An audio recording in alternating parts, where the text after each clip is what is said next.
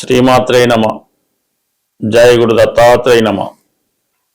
ఈ వీడియోలో మనం మిథున రాశి వారికి ఫిబ్రవరి 22 నుంచి 28 మధ్యలో జరగబోయే వారఫలాలు పరిశీలించినప్పుడు మరి మిథున రాశి వారికి కొంతకాలంగా అష్టమ స్థానంలో కుజగ్రహ సంచారం చాలా విధాలుగా జాతకుడికి కొంత ఇబ్బందులు, ఉద్యోగంలో అనుకోని చికాకులు, సడన్గా కొంత ట్రాన్స్ఫర్ లాంటి భయాలు రావడం జరిగింది. అటువంటి కుజుడు ప్రస్తుతం ఈ వారంలోనే 23వ తారీఖున 9వ స్థానంలోకి మారడం జరిగింది. ఆ కారణం వల్ల ఏంటంటే మీకు గతంలో వచ్చినటువంటి అపనిందలు, చికాకులు కానీ, కోర్టు సమస్యలు కానీ, వైవాహిక జీవితంలో ఉన్నటువంటి ప్రాబ్లమ్స్ కానీ ఇవన్నీ కూడా కంప్లీట్గా మీకు సాల్వ్ అవ్వడం జరుగుతూ ఉంటుంది. అలాగే ఇదే సమయంలో మీరు ఒక దూర ప్రాంత ప్రయాణం చేయడం కానీ, లేదంటే ఒక పుణ్యక్షేత్రాన్ని దర్శించే ప్రయత్నంలో చాలా వరకు మీ యొక్క సమస్యలు పరిష్కారం అవుతాయి.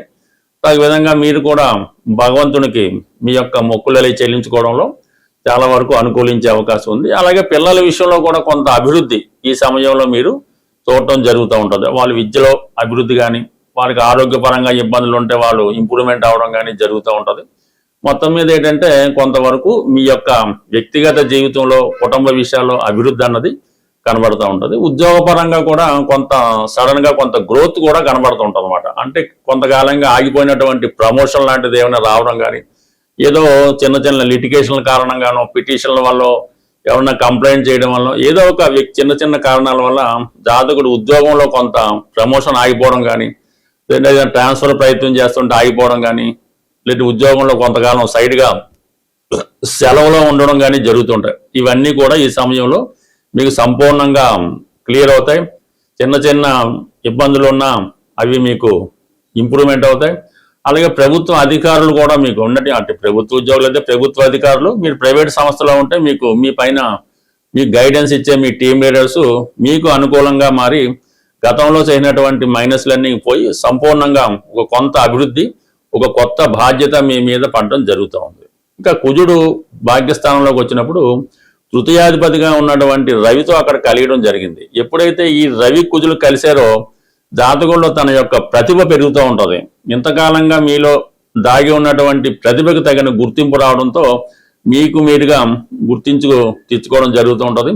ఏదైనా చాలా స్పీడ్గా నిర్ణయాలు తీసుకొని దాన్ని అమలు చేయడం కూడా జరుగుతూ ఉంటుంది. ఇది ఎక్కువగా సినిమా, టీవీ, ఫిలిం ఇండస్ట్రీలో ఉన్న వాళ్ళకి, సాఫ్ట్వేర్ రంగంలో ఉన్న వాళ్ళకి చాలా వరకు అనుకూలించే అవకాశం. అలాగే చాలా కాలంగా మీరు ఉద్యోగం మారాలి అనుకున్నటువంటి ప్రయత్నం ఏమైనా ఉంటే ఈ సమయంలో మీరు మారడానికి కొన్ని అవకాశాలు రావడం జరుగుతూ ఉంటుంది. అయితే ఏంటంటే దశమ స్థానంలో శని సంచారం చేస్తున్నప్పుడు ఎవరికైనా మిథున రాశి వారికి వర్క్ విషయంలో చాలా హార్డ్ వర్క్ ఉంటుంది. ఎంత కష్టపడ్డా కూడా దాని తగినటువంటి గుర్తింపు కూడా పొందలేకపోతుంటారు. కానీ పని అన్నది చేతిలో లేకపోతే మీరు కూడా ఇబ్బంది పడుతుంటారు. కాబట్టి కష్టమైన ప్రస్తుతం చేస్తున్నటువంటి ఉద్యోగాన్ని కంటిన్యూ చేసుకోవడం మంచిది. ఏదన్నా మారాలి అనుకున్నప్పుడు ఈ నెలలో కన్నా మార్చి 11 తర్వాత మీకు ఏదన్నా మార్పులు చేర్పులు ఉంటే అప్పుడు సరైన నిర్ణయం తీసుకొని ఉద్యోగం మారడం లాంటి ప్రయత్నాలు చేసే అవకాశం ఉంటుంది. ఎందుకంటే ఇప్పుడు ప్రస్తుతం గురువు వక్రగమనంలో ఉండడం వల్ల ఏంటంటే ఇప్పుడు మీరు ఉద్యోగం మారితే మళ్ళీ కొద్ది రోజుల్లోనే గురువు డైరెక్ట్ అయినప్పుడు ఇప్పుడు ఉన్నటువంటి అసంతృప్తి రావడం, మళ్ళీ కొత్త ప్రయత్నాలు చేసుకోవడం జరుగుతూ ఉంటుంది. కాబట్టి సర్వసాధారణంగా మీరు ఏదైనా పెళ్లి విషయంలో కానీ, ఉద్యోగ విషయంలో కానీ ఏదైనా ముఖ్యమైన నిర్ణయాలు తీసుకోవలసి వస్తే మాత్రం కంప్లీట్గా మీరు దాన్ని మార్చి 11 వరకు మాత్రమే తీసుకోండి. అప్పటిదాకా ఇటువంటి విషయాలు కొద్దిగా హోల్డ్లో, పెండింగ్లో పెట్టి దాని తర్వాత సరైన నిర్ణయం తీసుకుంటే మంచిది. బట్ అలాగే ప్రేమ విషయంలో ఎవరైతే ప్రేమ వివాహం కొరకు ఎదురు చూస్తున్నారో అటువంటి వారికి ఇది కొంతవరకు అనుకూలించే సమయం. ఎందుకంటే పంచమాధిపతి శుక్రుడు భాగ్యస్థానంలో రాహుతో కలిసి ఉన్నాడు.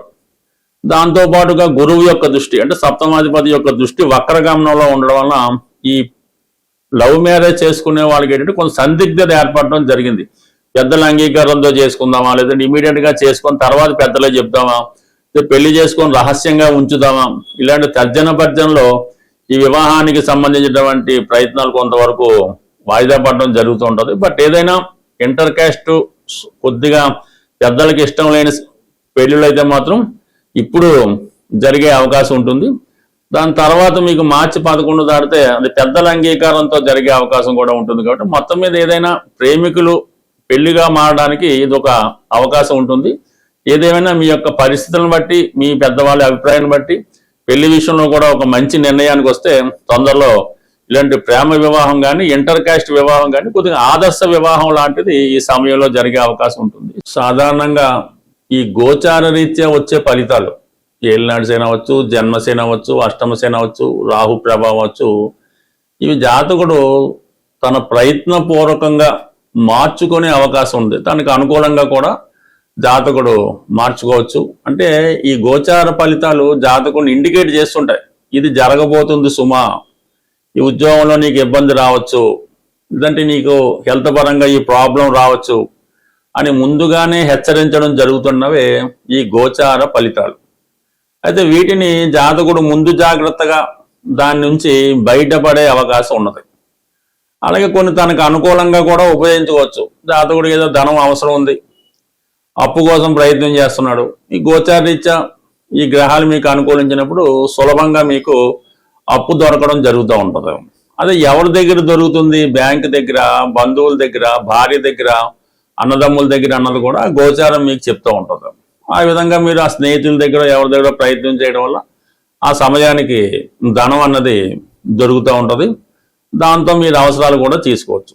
ఏదైనా గోచారం అన్నది ముందుగా తెలియజేస్తుంది. జాతకుడు దాన్ని అనుకూలంగా మార్చుకోవచ్చు. మరీ చెడ్డగా ఉన్నప్పుడు ఏదో ప్రమాదాలు జరుగుతాయి, లేదంటే ఇంకో యాక్సిడెంట్ జరగవచ్చు, ఇంకోటి జరుగుతున్నప్పుడు జాతకుడు ముందు జాగ్రత్తగా ప్రయాణాన్ని వాయిదా వేసుకోవడం కానీ, జాగ్రత్తగా ప్రయాణం చేయడం వల్ల ఆ ప్రమాదాల నుంచి కూడా జాతకుడు తప్పించుకోవచ్చు.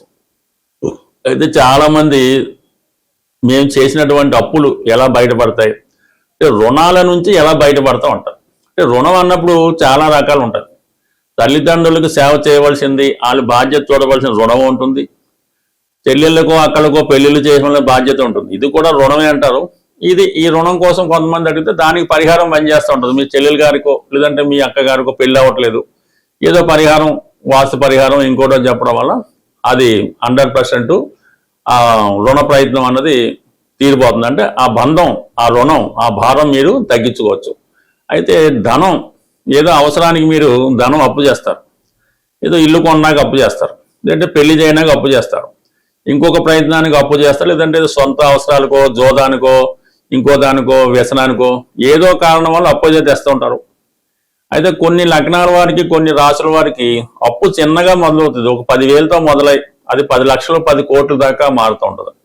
మరి అప్పు తీయడానికి ఏమైనా మార్గం ఉన్నదా అంటే మాత్రం దీనికి సమాధానం అన్నది ఎవరి దగ్గర ఉండదు. అంటే మనం ఏదన్నా అప్పు చేసి ఆస్తి కొంటే ఆస్తి రేటు పెరిగితే ఒక విధంగా ఉంటుంది, లేదంటే అది వేరే చోట పోగొట్టుకుంటే అది వేరే విధం. అంటే అప్పు, మీరు చేసినటువంటి అప్పు ఎలా తీరుతుంది అన్న విషయం ఒకే ఒక వ్యక్తికి తెలుస్తుంది. అప్పు ఎలా తీరుతుంది అన్నది అది మీకు అప్పు ఇచ్చిన వాడికే తెలుస్తుంది. మీరు అప్పు ఎలా తీర్చగలరో, మీ దగ్గర నుంచి ధనం ఎలా రాబట్టుకోవచ్చో, ఏ ప్రయత్నం వల్ల మీరు ధనం ఈ రుణం నుంచి బయటపడతారన్నది మీకు ఎవరైతే అప్పు ఇచ్చారో వారికి మాత్రమే తెలుస్తుంది. అది బ్యాంక్ అయితే బ్యాంకుకి తెలుస్తుంది.